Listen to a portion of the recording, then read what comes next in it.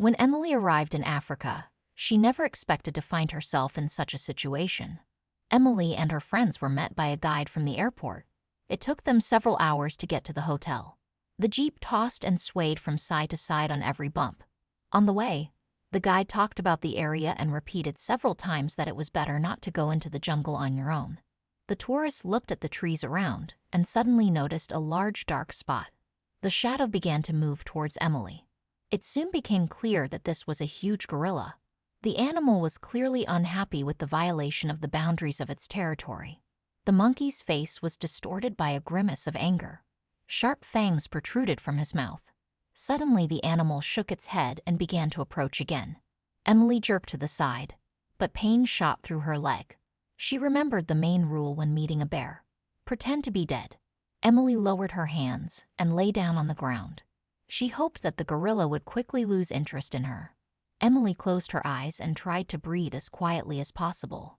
Soon a sniffling sound was heard above Emily. The animal walked around Emily in a circle, sniffing carefully. The gorilla touched Emily's arms and legs.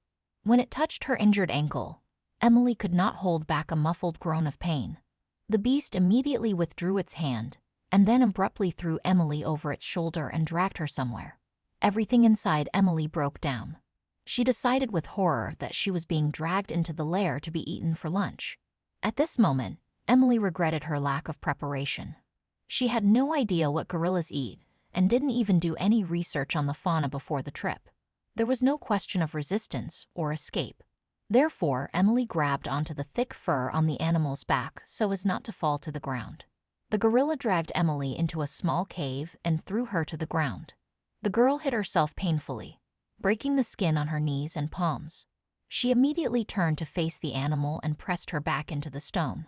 Emily tried to become small and inconspicuous, but she could not press her injured leg. However, the gorilla didn't care much about this. The beast settled down near the entrance to the cave and watched the rain. The animal did not approach Emily and did not even look in her direction. Emily stirred. Without waiting for a reaction, she decided to escape. Emily knelt down and crawled towards the exit. It was painful and uncomfortable. She focused on the unpleasant sensations, so she did not notice the gorilla's rapid movement. The animal suddenly appeared in front of her, bared its sharp fangs, and let out a deafening roar. Emily's blood froze in her veins with horror. The powerful muscles of the animal rolled right before her eyes. Emily understood that she did not have a single chance against such a strong opponent. The gorilla pushed Emily on the shoulder, driving her back to the wall. As soon as Emily returned to her place, the animal calmly settled down at the entrance and again stared at the wall of rain. At that moment, Emily was struck by a hunch. The gorilla was not attacking, but saving her. The beast took her to a safe, dry place and is now protecting her. Who knows what predators are roaming nearby? They won't go up against a gorilla. This means that no one will touch Emily. Then the girl breathed out a sigh of relief and remembered about the phone. She reached into her backpack under the curious gaze of the animal. The phone, like the entire contents of the backpack, was wet, but Emily tried to dry it. The device flashed a signal. Emily breathed a sigh of relief, dialed the rescue service, and explained the situation she was in.